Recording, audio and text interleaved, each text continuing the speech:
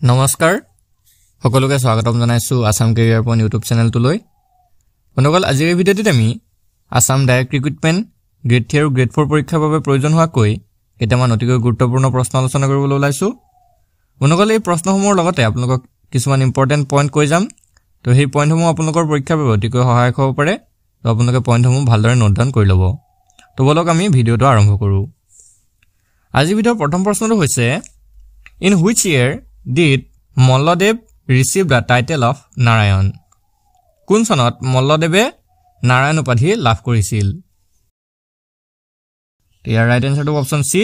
In 1540 তো 1540 খ্ৰীষ্টাব্দত মল্লদেৱে নাৰায়ণ উপাধি লাভ কৰিছিল 1540 চনত মল্লদেৱে সিংহাসনত আৰোহণ কৰে যি বছৰতে তেওঁৰ পিতৃৰ মৃত্যু হৈছিল আৰু নাৰায়ণ উপাধি লাভ কৰিছিল বিশ্বসিংহ আছিল কোচ বংশৰ প্ৰথম শাসক আৰু প্ৰতিষ্ঠাপক তো এটো ইম্পৰ্টেন্ট পইণ্ট হয় আপোনালোকৰ পৰীক্ষাত আহিব পাৰে যে কোচ বংশৰ প্ৰথম শাসক বা প্ৰতিষ্ঠাপক কোন আছিল তো তেওঁ আছিল বিশ্বসিংহ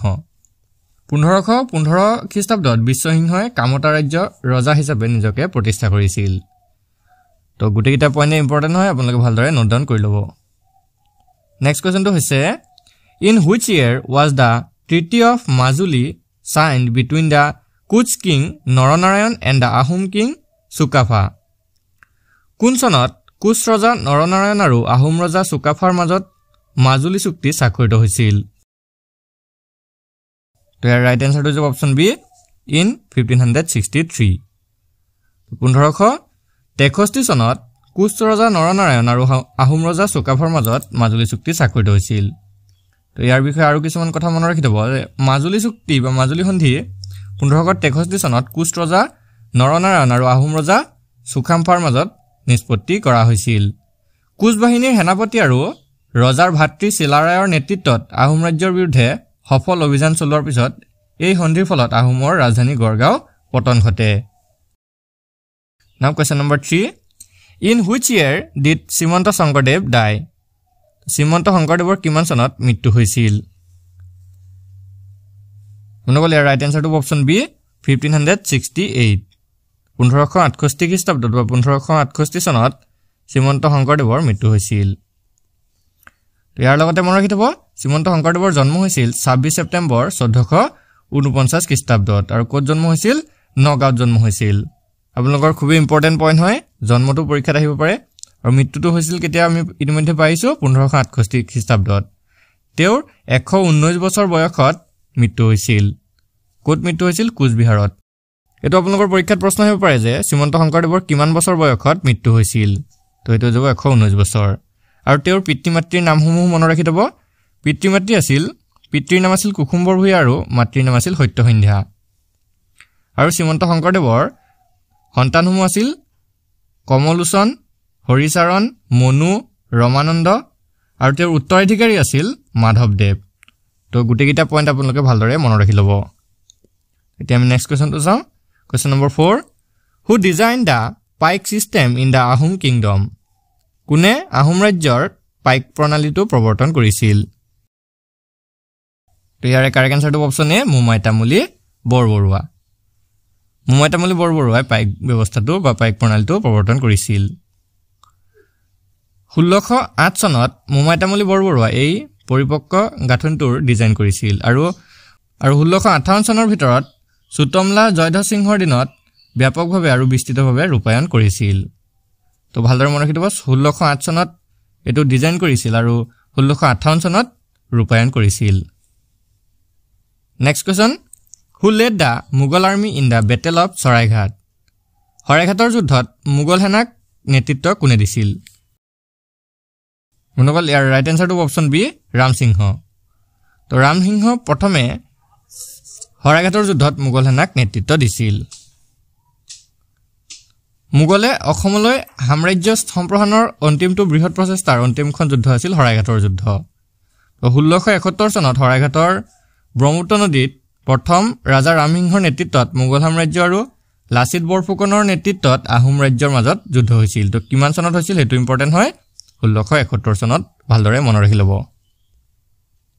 নাও question number 6 in which year was the battle of Itakhuli ফট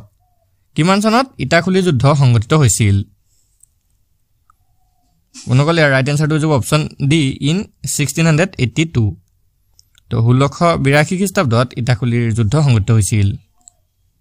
তো কাৰ মাজত হৈছিল হেতু ইম্পৰ্টেন্ট হয় আহোম ৰাজ্য আৰু মোগল সাম্ৰাজ্যৰ মাজতে ইটাখুলিৰ যুদ্ধ সংঘটিত হৈছিল আৰু সনটো ইম্পৰ্টেন্ট 1682 নাও question number 7 The book হস্তিবিদ্যানব was written under which Ahom ruler তো হস্তিবিদ্যানব কিতাপখন বা পুথিখন কোনজন আহোম শাসকৰ অধীনত লিখা হৈছিল বন্ধুসকল ইয়াৰে কাৰেক্ট আনসাৰটো হ'ব অপচন সি শিৱসিংহ আহোম স্বৰ্গদেউ শিৱসিংহৰ ৰাজত্বকালতে বা আহোম স্বৰ্গদেউ শিৱসিংহৰ অধীনতে হস্তিবিদ্যানব পুথিখন লিখা হৈছিল ইয়াৰ বিষয়ে আৰু অলপ কথা আপোনালোকে জানি থব হুকুমাৰ বৰকাইতে ৰচনা কৰিছিল এই হস্তিবিদ্যানব পুথিখন আৰু এই পুথিখন হস্তি অৰ্থাৎ হাতীৰ ওপৰত লিখা এখন পুথি আছিল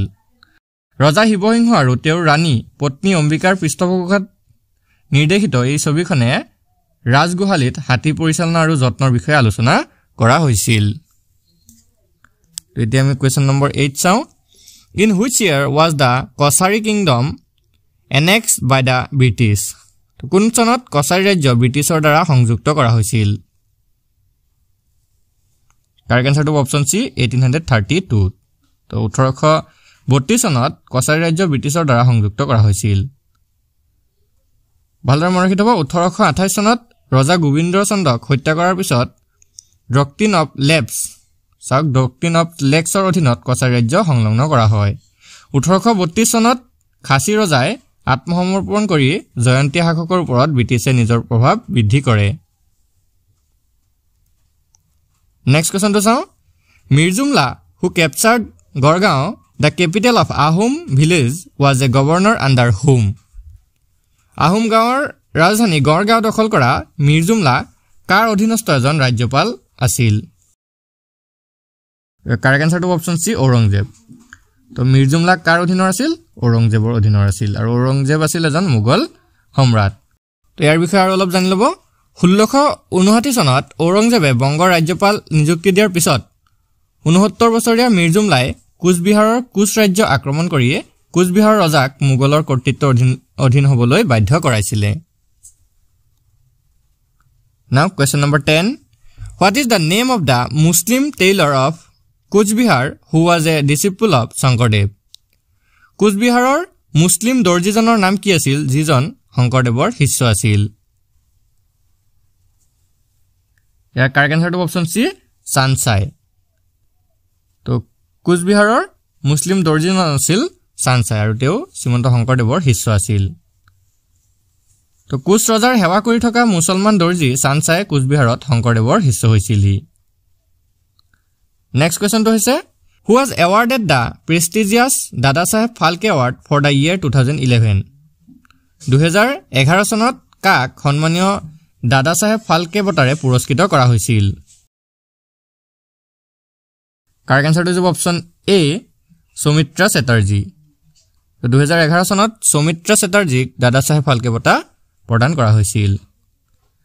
ভালদৰে মনত ৰাখিব 2011 চনত 59 সংখ্যক দাদা সাহেব ফালকে বঁটাটো সৌমিত্ৰা চ্যাটাৰ্জীক প্ৰদান কৰা হৈছিল 2010 চনত কাক প্ৰদান কৰা হৈছিল বালাচন্দৰ তামিলক প্ৰদান কৰা হৈছিল নেক্সট কোৱেশ্চনটো হৈছে In which session of the Indian National Congress was the national song Vande Mataram sung for the first time? তো ভাৰতীয় জাতীয় কংগ্ৰেছৰ কোনখন অধিৱেশনত বন্দে মাতৰম গীতটো পোনপ্ৰথমবাৰৰ বাবে গোৱা হৈছিল কাৰেক্ট আনসাৰটো option B Calcutta session of 1896 1896 চনৰ কলকাতা অধিৱেশনত বন্দে মাতৰম গীতটো পোনপ্ৰথমৰ বাবে গোৱা হৈছিল এতে ভালকে চাওক 1896 চনত কলকাতাত ভাৰতীয় জাতীয় কংগ্ৰেছৰ অধিৱেশনত প্ৰথমবাৰৰ বাবে গোৱা হৈছিল বন্দে মাতৰম গীতটো কলকাতা অধিৱেশনৰ সভাপতি আছিল ৰহমাতুল্লাহ এম সায়ানী বন্দে মাতৰম গীতটোৰ বিষয়ে আপোনালোকে জানি থব অলপ যে এই গীতটি কোনে গাইছিল ৰবীন্দ্ৰনাথ ঠাকুৰে 1874 চনত বঙ্কিম চন্দ্ৰ চ্যাটাৰ্জীয়ে এই গীতটি লিখিছিল আৰু 1882 চনত বাংলা উপন্যাস আনন্দমঠত এই গীতটি প্ৰথম প্ৰকাশ পাইছিল তো গুটেকিটা পইণ্ট ইম্পৰ্টেন্ট হয় ভালদৰে নোট ডাউন কৰি লব Now question number 13 Prarthana Samaj was set up in Bombay in the year তো মুম্বাইত প্ৰাৰ্থনা সমাজ প্ৰতিষ্ঠা কৰা বৰ্ষটো কোনটো আছিল অৰ্থাৎ কেতিয়া মুম্বাইত প্ৰাৰ্থনা সমাজ প্ৰতিষ্ঠা কৰা হৈছিল ইয়াৰ ৰাইট এনসাৰটো অপচন ডি 1867 1867 চনত মুম্বাইত প্ৰাৰ্থনা সমাজ প্ৰতিষ্ঠা কৰা হৈছিল তো ভালদৰে মনত ৰাখিব আটপৰাম পাণ্ডুৰাংগে 1867 চনত প্ৰাৰ্থনা সমাজ প্ৰতিষ্ঠা কৰিছিল তো এটো ইম্পৰ্টেন্ট হয় কোনে প্ৰতিষ্ঠা কৰিছিল আহিব পাৰে ভালদৰে মনত ৰাখিব তো বম্বেত ইয়াৰ প্ৰতিষ্ঠা হৈছিল কোট প্ৰতিষ্ঠা হৈছিল বম্বেত সামাজিক আৰু ধৰ্মীয় সংস্কাৰ সাধন কৰিবলৈ ইয়াক গঠন কৰা হৈছিল ডক্টৰ আটপৰাম পাণ্ডুৰাং এজন ভাৰতীয় চিকিৎসক আৰু সমাজ সংস্কাৰক আছিল তো গুটেকিটা পইণ্ট ভালদৰে মনত ৰাখিব বন্ধুসকল নেক্সট কোৱেশ্চন মই আলোচনা কৰাৰ আগত আপোনালোকক এটা ইম্পৰ্টেন্ট কথা কৈ থওঁ আপোনালোকে যদি আসাম ডাইৰেক্ট ৰিক্ৰুটমেন্ট এক্সামৰ বাবে প্ৰস্তুতি চলাই আছে তেনেহলে আপোনালোকে আমাৰ পৰা মাত্ৰ 9 টকা পে কৰি পিনে আপোনালোকে ই-বুক সমূহ বা পিডিএফ সমূহ ক্ৰয় কৰিব পাৰিব তো ইয়াতে হোৱাটছআপ নম্বৰ এটা দিয়া আছে সেই হোৱাটছআপ নম্বৰটোত মেছেজ কৰি আপোনালোকে ই-বুক সমূহ আমাৰ পৰা লৈ ল'ব পাৰিব আৰু আপোনালোকে যদি আসাম ইয়াৰ বুকৰ ই-বুক খুজি আছে তেনেহলে আমাৰ পৰা মাত্ৰ 29 টকা পে কৰি পিনে আসাম ইয়াৰ বুকৰ ই-বুক বা পিডিএফটো লৈ ল'ব পাৰিব তো যদি আপোনালোকৰ প্ৰয়োজন হয় তেনেহলে আমাক হোৱাটছআপ নম্বৰটোত কন্টাক্ট কৰিব পাৰিব তো বলক এতিয়া আমি আকৌ কোৱেশ্চন সমূহ ডিসকাস কৰো তো কোৱেশ্চন নম্বৰ 14 কি দিছে চাওক The first newspaper published in India was তো ভাৰতত প্ৰকাশিত প্ৰথমখন বাতৰি কাকত কোনখন আছিল কাৰেক্ট আনসাৰটো অপচন সি দা বেংগল গেজেট ভাৰতত প্ৰকাশিত প্ৰথমখন বাতৰি কাকত আছিল দা বেংগল গেজেট 1780 চনৰ 29 জানুৱাৰীত ভাৰত আৰু এছিয়াৰ প্ৰথমখন ছপা বাতৰি হিক্কিজ বেংগল গেজেট প্ৰকাশ পাইছিল তো এটো কেতিয়াবা হিক্কিজ বেংগল গেজেট বুলিও আহিব পাৰে তো ভালদৰে মনত ৰাখি থব এই কাকতখন এজন আইৰিছ মানুহে আৰম্ভ কৰা সাপ্তাহিক ইংৰাজী কাকত আছিল next question Which Persian language newspaper was started by Raja Rammohn Roy Raja Rammohn Royৰ দ্বাৰা কোনখন ফৰাসী ভাষাৰ বাতৰি কাকত আৰম্ভ কৰা হৈছিল ইয়াৰ কাৰেক্ট আনসাৰটো অপচন সি মিৰাট উল আখবাৰ তো ৰাজা ৰামমোহন ৰায়ৰ দ্বাৰা ফাৰ্সী ভাষাৰ বাতৰি কাকত মিৰাট উল আখবাৰটো আৰম্ভ কৰা হৈছিল ইয়াৰ বিষয়ে আৰু অলপ জানি থক মিৰাট উল আখবাৰ আছিল ৰাজা ৰামমোহন ৰায়ে প্ৰতিষ্ঠা কৰা আৰু সম্পন্ন কৰা এখন পাৰ্চী ভাষাৰ আলোচনী আৰু এই কাকতখন প্ৰথম প্ৰকাশ পাইছিল 1822 চনৰ 12 এপ্ৰিলত তো ডেটটো খুব ইম্পৰ্টেন্ট হয় আপোনালোকে ভালকে জানি থবটো নেক্সট কোৱেশ্চনটো চাও নেক্সট কোৱেশ্চনটো কি দিছে Which social agricultural reform is India was declared illegal in 1829 1829 চনত ভাৰতৰ কোনটো সামাজিক কুসংস্কাৰক অবৈধ বুলি ঘোষণা কৰা হৈছিল মনকল ইয়াৰ কাৰেক্ট আনসাৰটো অপচন এ সতী সিস্টেম অৰ্থাৎ সতী প্ৰথা তো এই সতী প্ৰথাটো কি আপোনালোকে মনত ৰাখি থব 1829 চনত গভৰ্ণৰ জেনেৰেল উইলিয়াম বেন্টিংকে সতী প্ৰথা বিলুপ্ত কৰিছিল নেক্সট কোৱেশ্চনটো হৈছে Which book is called the Bible of the modern Bengali patriotism কোনখন কিতাপক আধুনিক বাঙালী দেশপ্ৰেমৰ বাইবেল বুলি কোৱা হয় কাৰেক্ট আনসাৰটো অপচন ডি আনন্দমঠ নেক্সট কোৱেশ্চনটো হৈছে Which session of the Congress was attended by 72 delegates from all part of India কংগ্ৰেছৰ কোনখন অধিৱেশনত ভাৰতৰ সকলো অংশৰ পৰা অহা 72 গৰাকী প্ৰতিনিধি উপস্থিত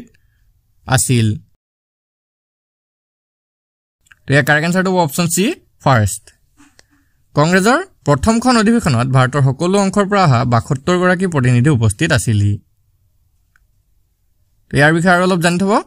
1885 চনৰ 28 ডিসেম্বৰত বম্বেৰ গোকুল দাস তেজপাল সংস্কৃত মহাবিদ্যালয়ত 72 জন প্ৰতিনিধিৰ উপস্থিতিত ভাৰতীয় জাতীয় কংগ্ৰেছ প্ৰতিষ্ঠা কৰা হৈছিল তো এটো আপোনালোকৰ পৰীক্ষাত প্ৰায় আহি থাকে যে ভাৰতীয় জাতীয় কংগ্ৰেছ কেতিয়া প্ৰতিষ্ঠা হৈছিল তো কেতিয়া হৈছিল 1885 চনৰ 28 ডিসেম্বৰ তাৰিখে আইএনসিৰ প্ৰতিষ্ঠাপক আছিল অৰ্থাৎ ইণ্ডিয়ান নেশনেল কংগ্ৰেছৰ প্ৰতিষ্ঠাপক আছিল এলেন অক্টোভিয়াম হিউম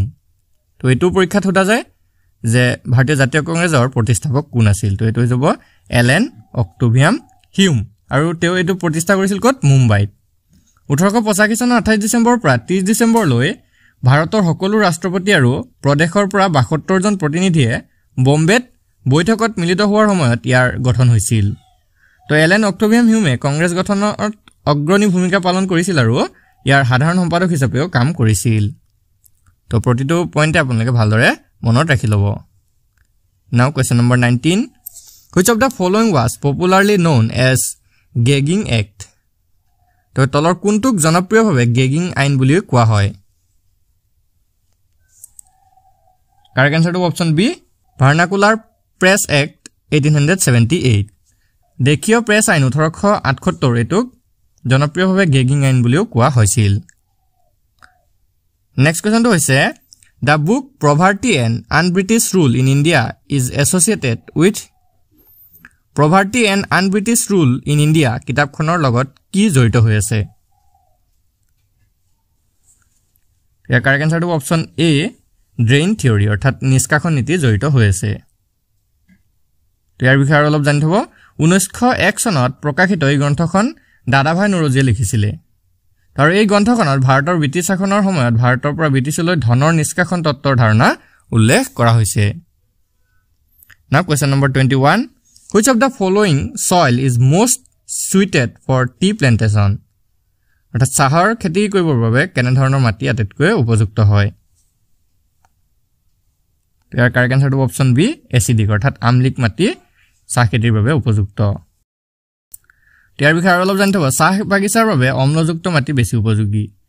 ভাল গভীৰতা 4.5 পৰা 5.5 ৰ ভিতৰত অম্লীয় pH আৰু 2% কৈ অধিক জৈৱিক পদাৰ্থ থকা উচ্চভূমিৰ ভালদৰে পানী নিষ্কাশন কৰা মাটিত চাহ ভালদৰে গজে Now question number 22 Which is the largest jute production country in the world পৃথিৱীৰ সৰ্ববৃহৎ মৰাপাট উৎপাদনকাৰী দেশ কোনখন কাৰেক্ট আনসাৰটো অপশন সি ইন্ডিয়া পৃথিৱীৰ দেশসমূহৰ ভিতৰত ভাৰততে আটাইতকৈ বেছি পৰিমাণৰ মৰাপাট উৎপন্ন হয় next question Which one of the following state is the largest producer of coffee তলৰ কোনখন ৰাজ্যত কফিৰ উৎপাদন সৰ্বাধিক হয় ইয়াৰ কাৰেক্ট আনসাৰটো অপশন এ কৰ্ণাটক ৰাজ্যখনত কফি আটাইতকৈ বেছি পৰিমাণৰ উৎপাদন হয় next question Which is the home of Alfonso Mango Alphonso আমৰ ঘৰ বুলি কোনখন ঠাইক কোৱা হয় কাৰেক্ট আনসাৰটো অপশন এ ৰত্নগিৰিক আলফোনসো আমৰ ঘৰ বুলি কোৱা হয় next question The largest coal reserve of India are found in ভাৰতৰ সৰ্ববৃহৎ কয়লা খনি ক'ত পোৱা গৈছে অনুকলে কাৰেক্ট আনসাৰটো অপশন বি ঝাৰখণ্ডত ভাৰতৰ সৰ্ববৃহৎ কয়লা খনি পোৱা গৈছে Now question number 26 Which is the largest tiger reserve in India তো ভাৰতৰ সৰ্ববৃহৎ বাঘ্য সংৰক্ষিত বনাঞ্চল কোনখন অনুকলে কাৰেক্ট আনসাৰটো অপশন এ নাগাৰ্জুন ভাৰতৰ সৰ্ববৃহৎ বাঘ্য সংৰক্ষিত বনাঞ্চলখন হৈছে নাগাৰ্জুন আৰু ইয়াৰ সম্পূৰ্ণ নাম হৈছে নাগাৰ্জুন সাগৰ শ্ৰীশৈলম সংৰক্ষিত বনাঞ্চল Now question number 27 Which is the first national park established in India ভাৰতত স্থাপন কৰা প্ৰথম ৰাষ্ট্ৰীয় উদ্যান কোনখন উত্তৰটো option D Corbett national park তো ইয়াক জিম কৰবেট নেশনেল পাৰ্ক বুলি কোৱা হয় অনুকলে জিম কৰবেট ৰাষ্ট্ৰীয় উদ্যানখন প্ৰতিষ্ঠা কৰা হৈছিল 1936 চনত তো ভালদৰে মনত ৰাখিব 1936 ত জিম কৰবেট নেশনেল পাৰ্কটো প্ৰতিষ্ঠা কৰা হৈছিল আৰু এই ৰাষ্ট্ৰীয় উদ্যানখন উত্তৰাখণ্ড ৰাজ্যত অৱস্থিত তো এটো আপোনালোকৰ পৰীক্ষাত প্ৰশ্ন আহিব পাৰে যে জিম কৰবেট ৰাষ্ট্ৰীয় উদ্যানখন কোনখন ৰাজ্যত অৱস্থিত তো হেতু যাব Uttarakhand Now question number 28 An area drained by a river along with its tributaries is called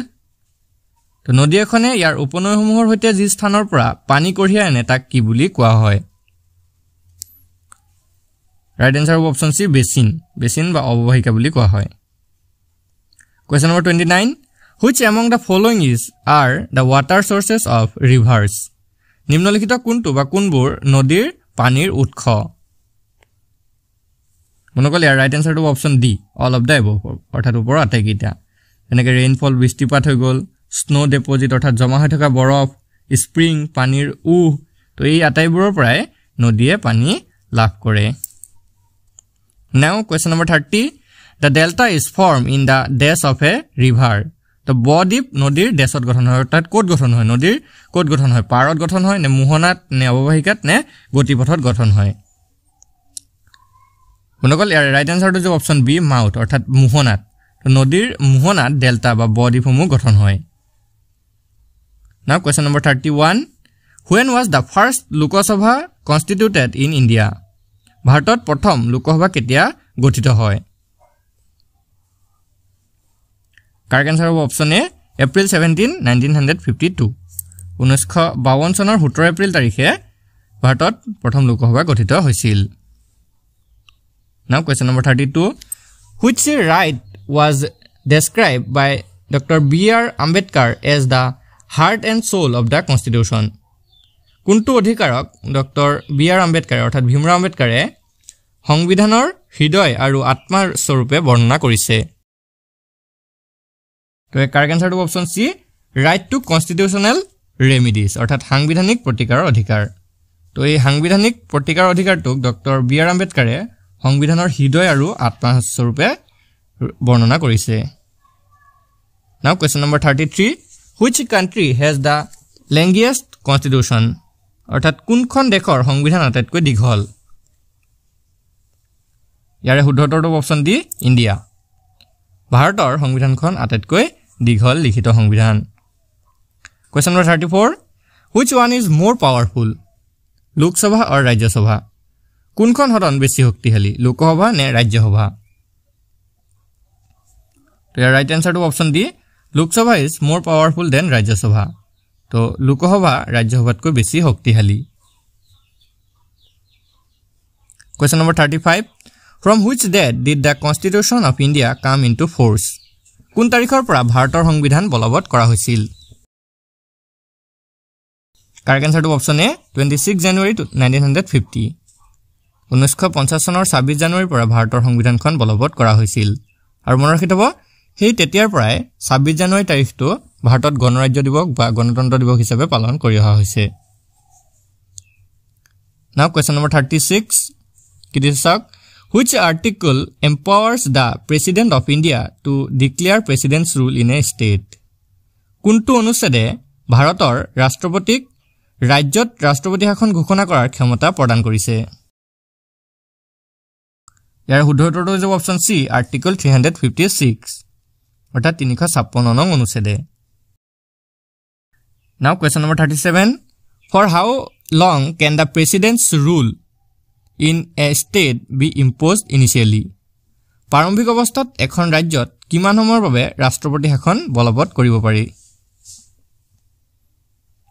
শুদ্ধ উত্তৰটো অপচন সি 6 months অৰ্থাৎ 6 মাহ পৰ্যন্ত ৰাষ্ট্ৰপতি শাসন বলবৎ কৰিব পাৰি নেক্সট কোৱেশ্চনটো হৈছে who appoints 3 chief of Indian armed forces ভাৰতীয় সেনা বাহিনীৰ 3 জন মুখ্য বিষয়াক কোনে নিযুক্ত কৰে বা কোনে নিযুক্তি দিয়ে শুদ্ধ উত্তৰটো হ'ব অপচন ডি প্ৰেসিডেন্ট অৰ্থাৎ ৰাষ্ট্ৰপতিয়ে নিযুক্তি দিয়ে question number 39 which new country was created after the Indo-Pak War in 1971 1971 চনত সংঘটিত ভাৰত পাকিস্তান যুদ্ধৰ পাছত কোনখন নতুন দেশ গঠিত হৈছিল অনুকল ইয়াৰে শুদ্ধ উত্তৰটো অপচন ডি বাংলাদেশ তো বাংলাদেশক স্বাধীন হোৱাৰ পূৰ্বে পূব পাকিস্তান বুলিও কোৱা হৈছিল হেতু মনত ৰাখি থব আজি ভিডিওৰ শেষৰ কোৱেশ্চন অৰ্থাৎ কোৱেশ্চন নম্বৰ 40 হৈছে which small Himalayan kingdom is known as the Indian Protectorate কোনখন ক্ষুদ্ৰ হিমালয়ী ৰাষ্ট্ৰক ভাৰতৰ আশ্ৰিত ৰাষ্ট্ৰ বুলি জনা যায় অনুকল ইয়াৰে শুদ্ধ উত্তৰটো অপচন বি নেপাল তো নেপালখনক আশ্ৰিত ৰাষ্ট্ৰ বুলিও জনা যায় অনুকল আজি ভিডিওটো আপোনালোকৰ বাবে ইনফৰমেটিভ হলে ভিডিওটো এটা লাইক কৰি দিব আৰু এনে ধৰণৰ ডেইলি ভিডিওসমূহ পাই থাকিবলৈ আমাৰ চেনেলটো সাবস্ক্ৰাইব কৰি লগতে থকা বেল আইকনটো দবাই দিব ধন্যবাদ